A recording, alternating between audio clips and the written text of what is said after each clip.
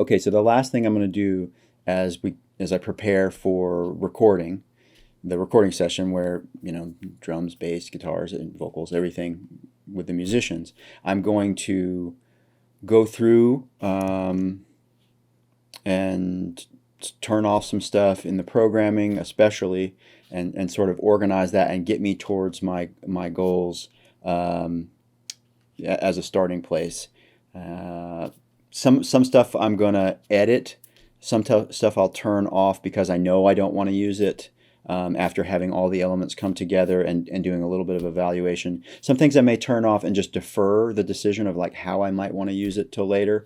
And as I go through and do stuff, I'll pause and sort of talk to you about what I'm thinking and why I'm doing stuff and explain a little bit. So I'm just going to kind of get into it here.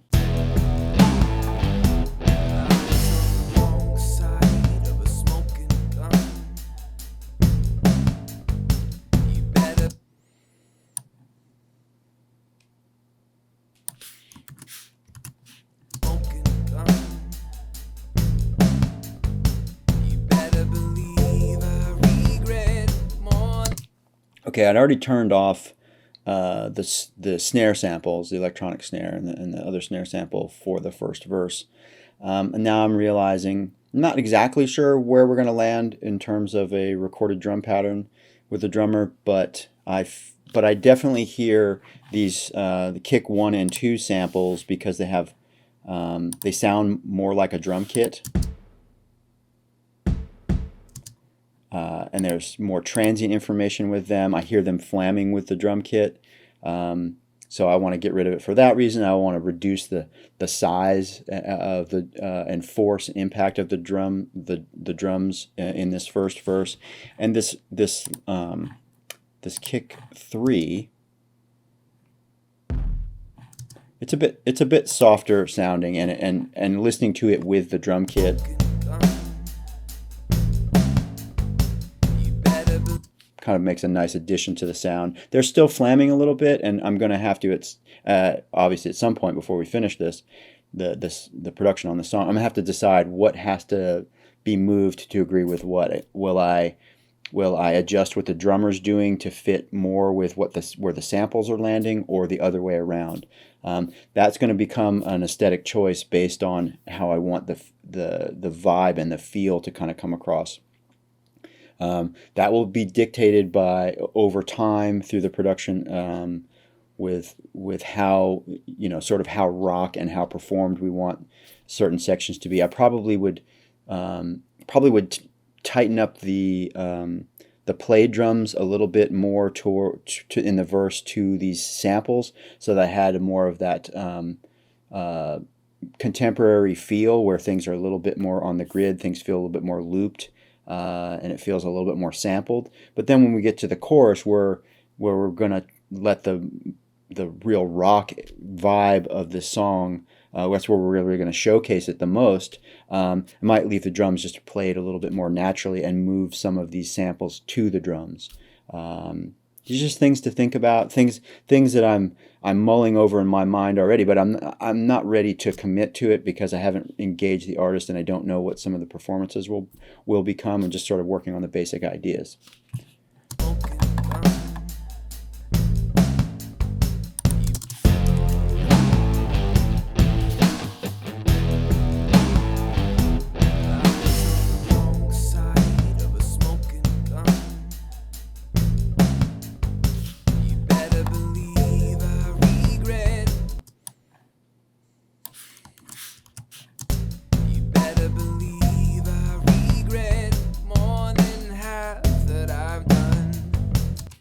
Okay, in the first verse, I also think we've got this chill keys track that I muted.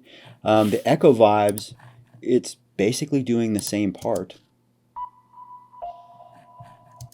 but it's more atmospheric. It's a little more back. It's more in the background. So I'm getting rid of the more forward chill keys that has been in the introduction.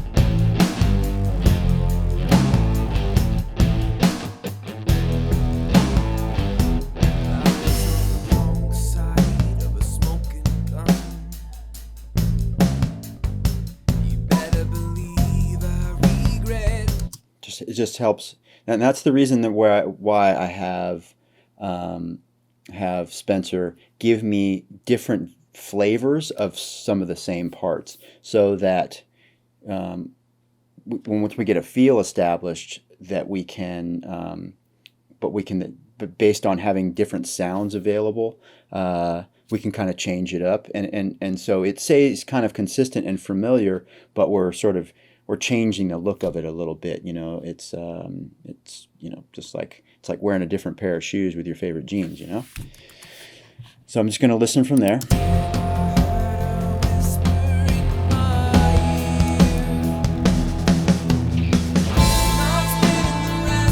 I think I'm going to just totally wait until the chorus hits before I bring those chill keys back.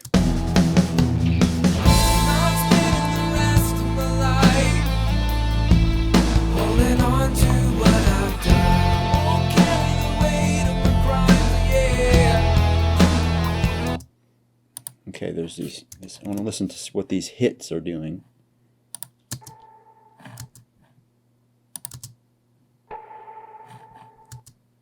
There's kind of an echoey thing that's happening on the snares, and I want to, at least in the first chorus, I want to make them happen half as much. That will also give me the opportunity later in the song, when it starts to happen more often in the repetition of it, that's going to give me a feeling of raising the excitement and building the momentum of the song later. So I just have to find that little echoey thing. Here it is. It's called Echo Hit. I don't think that's the one I'm hearing. Holding on to what I've done, won't carry the weight of my crimes, yeah.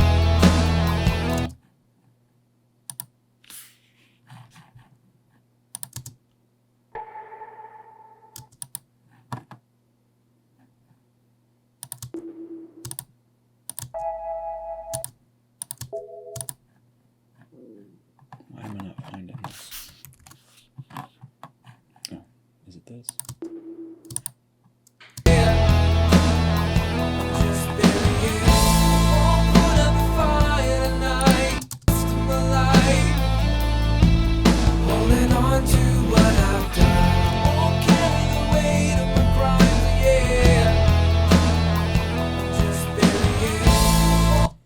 Actually, it is this echo hit. What I'm noticing is that when it's the first and third time it happens,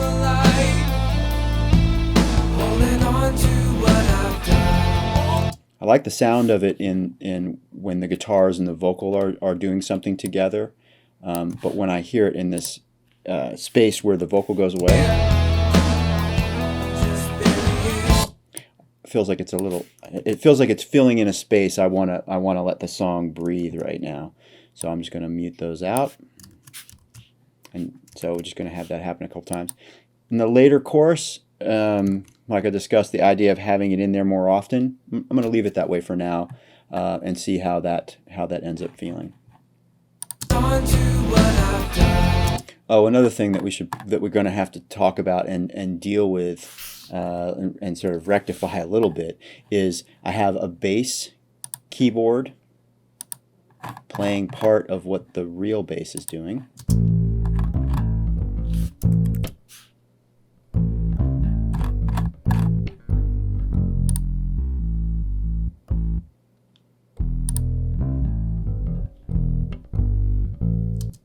Now this happens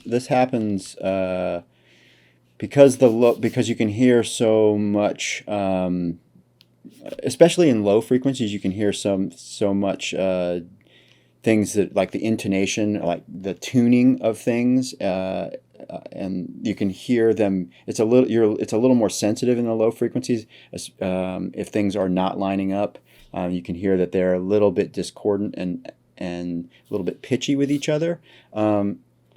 Now, there's a couple ways to address that. I could, if I want to use the synth bass,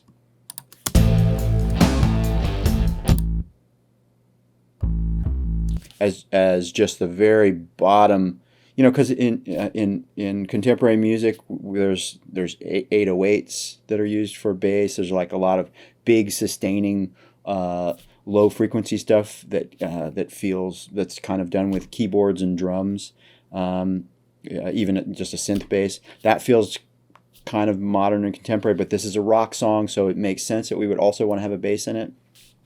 What I might do is it depends. It depends on what comes next in terms of what the bass player can do. Maybe they can't live together, but what I'm going to do is I'm going to filter a lot of the high end off of the synth bass.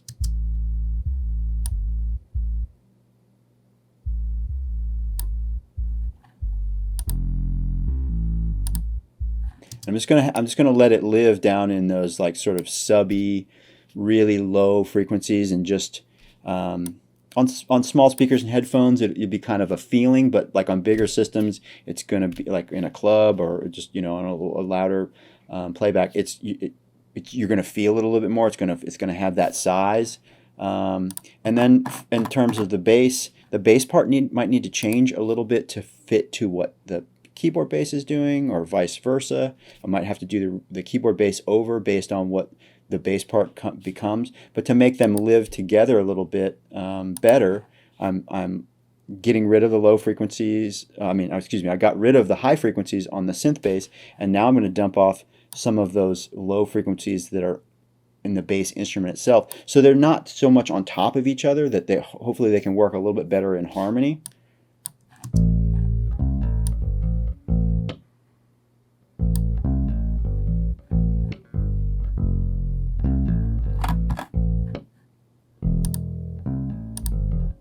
So that cleans it up a little bit and it helps. It also could be that we could open that synth bass back up a little bit, and the bass part could actually be something that's played higher over top of it, or that maybe they played different notes to where they kind of make a little bit of a chord at times, so there's actually an interval as opposed to like a double. So there's different ways to handle it. I think for now, because I like the idea of having the synth bass in there and kind of creating a little bit of that texture that we were talking about.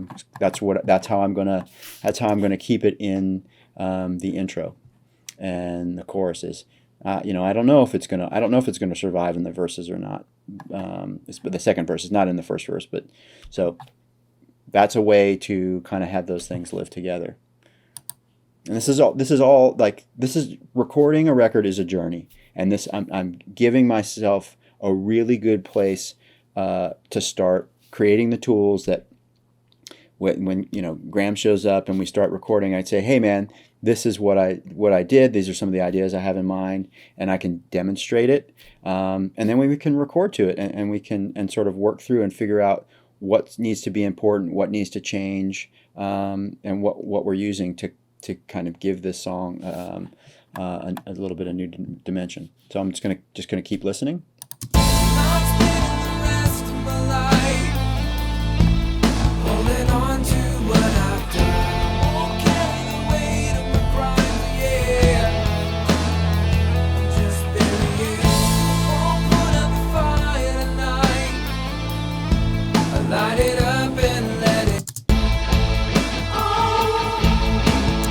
Another thing about having the original stems for a recording like this is that you can do things like create vocal effects.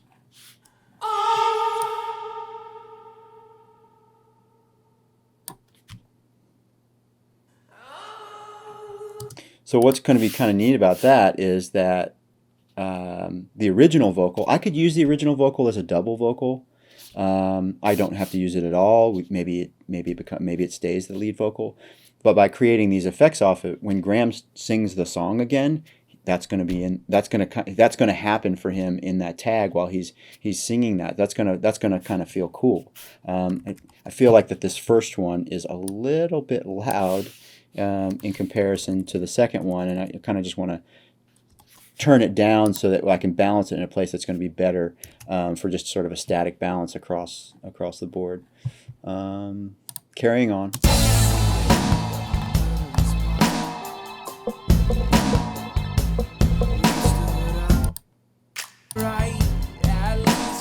that snap could be cool, but I feel like that these snare samples again in the verse maybe are not the right call right now.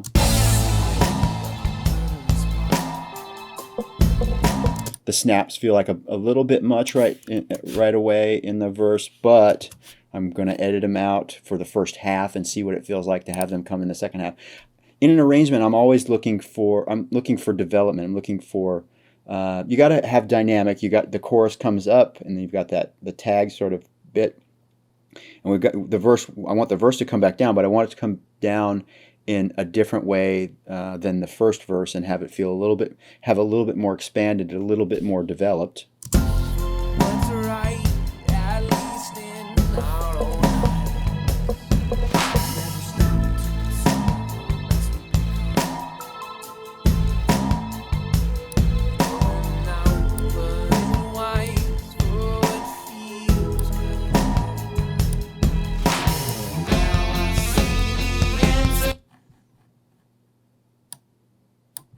So that first whip sound, which sounds to me like more like a clap.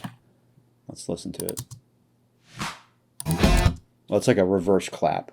The first one, I felt like it comes in before I was bringing in the snaps, so that feels like that's not how I want to lead into that. So I muted the first one. I'm gonna keep the second one going into the pre-chorus, and now that's gonna be the only time in the song where that sound happens, and that's kind of cool. I enjoy where like you just have this one moment where you get this sound in a song, a special moment, like off a lyric or whatever. It's just taking those opportunities and having all this stuff to play with sort of beforehand allows me an opportunity to sort of do some of that stuff.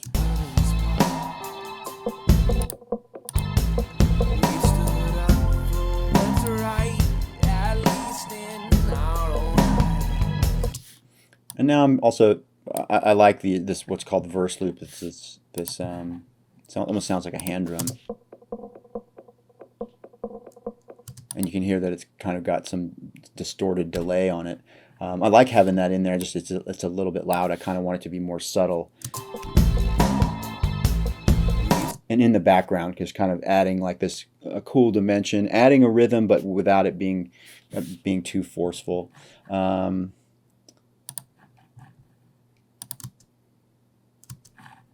Just seeing what this sweep is about.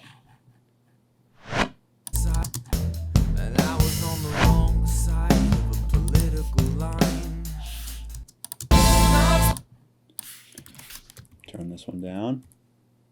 Seems fine for now. I'm not sure. I might mute it later. That's just kind of one of those decisions I'm going to leave in, but kind of in my mind, it's like, I'm not sure if I want that there, but for now it's fine.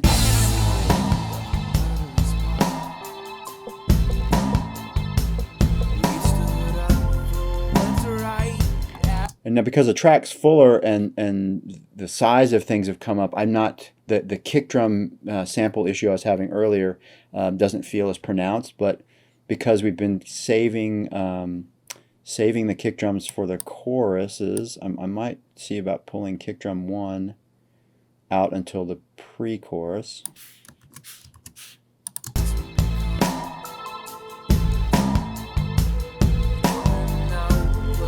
That's cool. I'm noticing that in chorus 2, we don't have the first kick. I don't know if that's why that is. If that's just sort of that was a mistake. How that happened. But I'm going to add it into chorus 2 because I want them to be the same. Not sure what happened there, why that kick drum that is in the first chorus is not in the second chorus, but you know, this is why we always check our work and make sure that if something is like that, that it's purposeful and desired. Let's see here.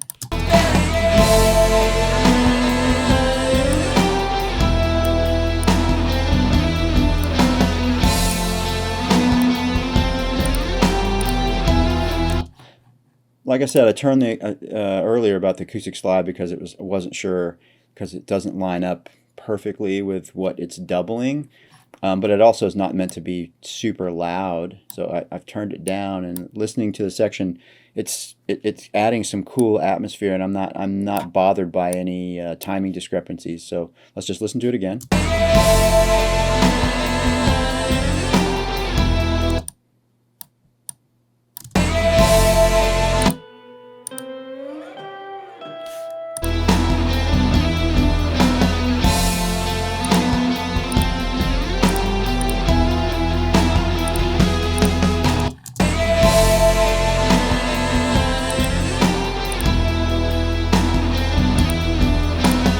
So I don't hear the timing discrepancies.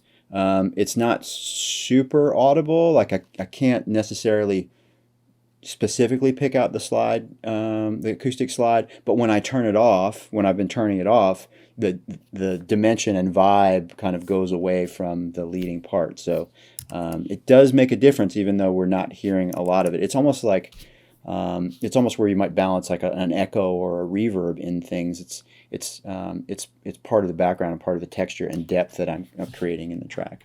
Okay, so I'm just going to finish up here. I noticed I have my vocal chop muted. Just want to check that out.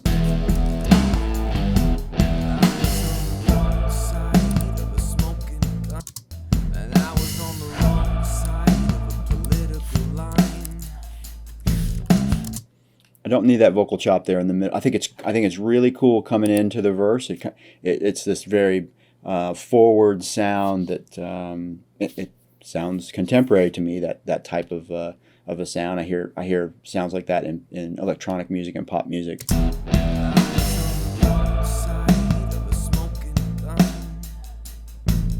But I don't need to hear it again in the verse because it's set the mood, and we've got this little echo vibe thing happening. It's here at the chorus, so let's see.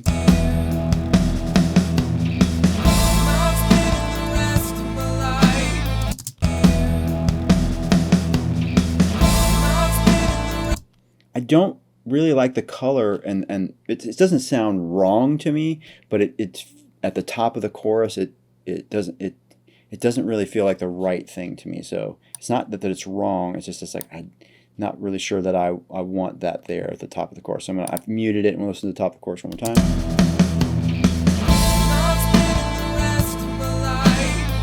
I like the feeling of those chill keys coming back, and we've got this kung fu thing, which I think is a big organ hit.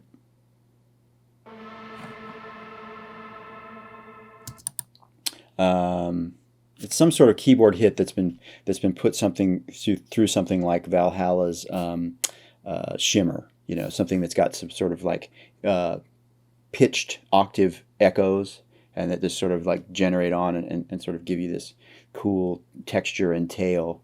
And I like the feeling of that and the chill keys coming back. I don't want the vocal chop there. So I'm just going to sort of follow down the path now of what this vocal chop is doing and see where I want to use it. It's a very, very cool sound, but I don't want to overuse it. I want it to really feel special when it's happening in the arrangement.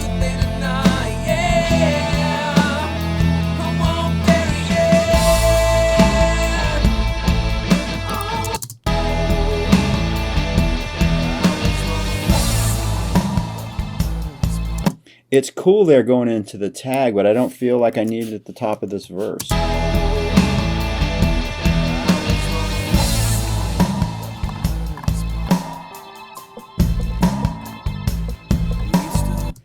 Because there's this other sound that comes in that's called Pock.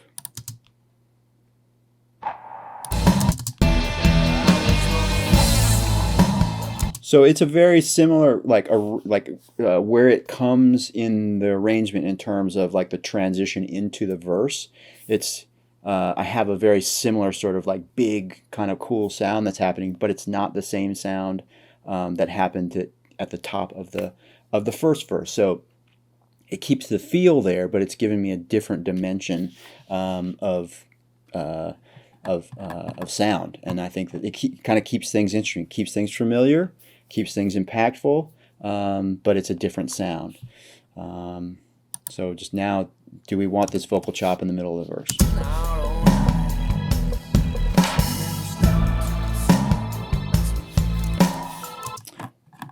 not sure. I'm going to get rid of this, whatever that snap clap thing was.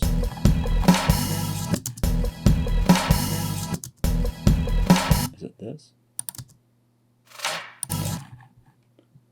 think snare roll. I'm going to boot that out of there. And honestly, you know, when I'm working with somebody to do the programming with me, I purposely don't. I ask for a lot of stuff, and I don't over edit what they're giving me. I give them a lot of direction, but at the same time, I kind of do it on the front end. And I kind of let them just run with it and give me a bunch of stuff, because I feel like that in the case of some of this stuff, maybe it's a little bit overused, but in that one spot that I want to use it, it's really cool. So if I were to say like, oh man, I don't like that snare roll thing you did in the middle of verse 2, well, who knows? They might be inclined to change it or take it out of the song altogether, and I don't know that I want them to do that. So, that's part of production, is trying to encourage people and give them a direction, but not over edit them and not over manage them, because then if you do that, you kind of take away their personality as a creative and a musician, and then you've kind of nullified their unique voice and involvement in the project. I mean, I might as well do it all myself if I'm going to sort of take that approach, I don't think that's as valuable. I mean, I certainly have some strong skill sets, but and I'm complete, but in many ways, but that doesn't mean that my complete set of tools is always the best tool. There's always somebody that can do something a little bit better, and so that's part of knowing yourself and knowing what you need and who can help you and how they can help you. I mean, I'm in charge. I'm making the final decisions. I'm producing the track, but I'm inviting other creative input, and so you have to. That's one of those people skills that you have to look to work on and understand how to coach someone, direct someone, but then also not overdo it so that they can really be themselves and give you something that you didn't even know you wanted.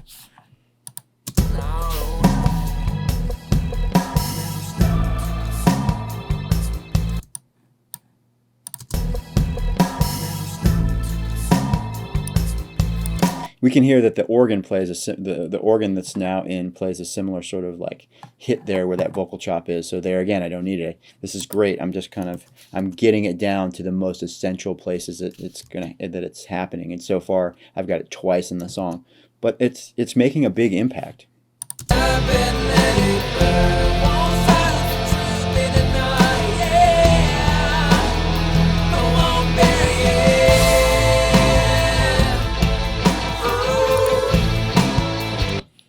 I love it at the top of the outro, and it's going to happen here in the middle.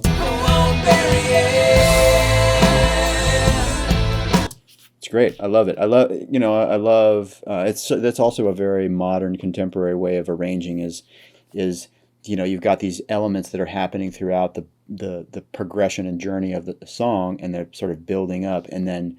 And it's pretty common, but I really enjoy it. It's like where everything kind of comes together, and it's this stew of really interesting stuff playing off of each other, and it's all familiar because you've heard it through the song, but more in like specialized places. But then suddenly at the end of the song, you get an opportunity to kind of hear it working all in harmony, and you've given the listener an opportunity to latch on and identify each little hook and make it special and make it significant along the way, and then in the end you're combining them all, and it's just like it's familiar because of all the experience they've had listening to that before, but then you kind of combine it all, and then it becomes this something even new and special and elevated.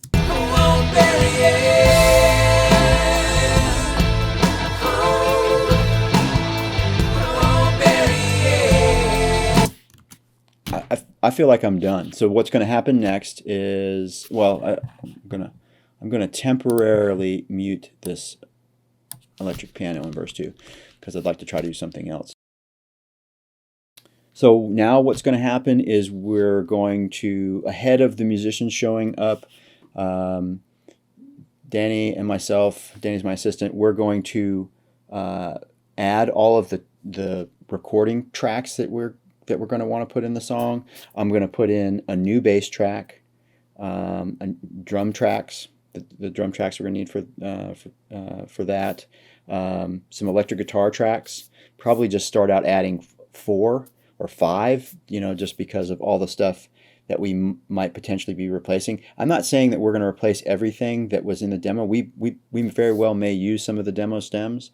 And so, make the vocal tracks, just kind of get the session prepared, make sure that we can hear everything in the headphones, and set up some microphones ahead of everybody coming into the session, and line check things, and just make sure that we're ready. To me, I've said this before, it's very important to be prepared. I am, I've spent a little bit of time thinking about the song and where I want to take it. And so that's the sort of the dreaming, creative part of my brain. Then I've sat down here and I've done sort of more of the technical work to get me there. And so we're going to set up the technical end of things so that when everybody shows up and we're in the moment recording, that I can be focused on the musical decision making and not worrying about oh wait, we need a guitar track and we need a guitar mic set up. It's already there. It's just like when that moment comes to do that, there's been a little bit of preparation. Now I know that I have a complete big studio full of gear, and not everybody has the ability to set up a bunch of stuff at one time. But being as prepared as you can be is really essential. So now it's time to move on to that phase of finishing our preparation for the recording.